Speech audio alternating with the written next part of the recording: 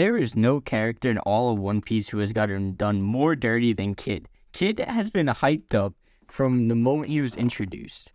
The moment Kidd was introduced, you kind of thought he was about to be the big bad. Maybe he was even stronger than Luffy because of his bounty, even though like bounties aren't directly correlated with strength, right? You definitely got the feeling that they're going to have that vibe, and that Law was the number 3.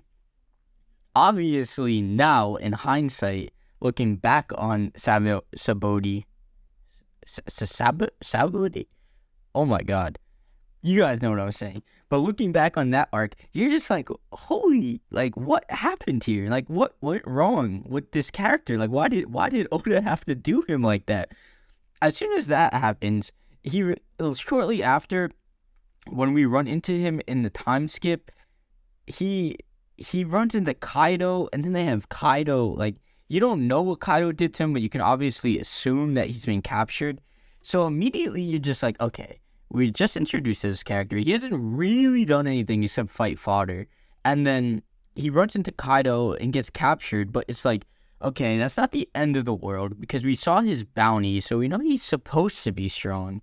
But he hasn't done anything to actually achieve, like, the audience has never seen anything that would justify that initial bounty that we saw when he was above Luffy. I don't know if there's ever going to be a flashback for Kidd. I don't even know if I'm interested in a flashback for what Kidd was doing before he ran into Luffy, but it's just like, why did Oda do him like that? Like, what was Oda's plan? Now, I know it's fairly known that Oda did not have as much plan for Law as was seen later on, but then when he saw the fan reception, he was like, okay, Law is a fan favorite, we'll give him a bigger role. And I don't know if in some of the spots the Law was supposed to be that Kidd ended up getting, but like, let's be honest with ourselves here. Kidd is a pretty stereotypical, like, anime strong character, kind of like Bakugo from My Hero, just very generic, but like, it's supposed to be cool. Like, they're still supposed to have cool moments. A strong character does not work when they don't have any moments where they show how strong they are, right? Like, the Kidd Big Mom fight with Law was cool, but that's like over 1,000 chapters, like, into the story, like, over probably like 500 chapters since he was, like, revealed. He hasn't had any cool moments, and like, his ability is cool in concept, right? With the gear, the magnets, it makes sense, it's cool. But, like, when you're next to Law, like, it's just like, what are you talking about, man? And then he doesn't have the personality of Luffy, so it's also like, dude, what are you, like, you obviously know which one you're gonna like. So, I would say there's a lot of room for improvement, obviously.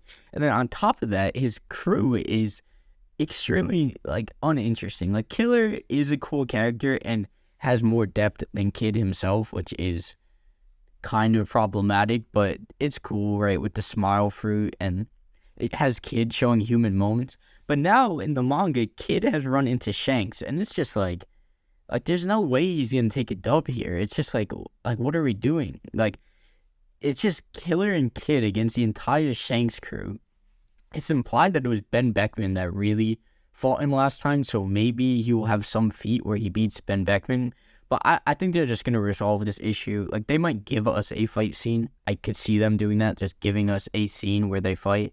But I don't think it's going to be this grand battle. They're definitely going to resolve it way before it even gets to that point of, like, the end of a battle. I don't think the audience want to see Kidd just lose another fight. I don't think they're going to reveal Shanks fighting for the first time against Kidd. It just doesn't make sense.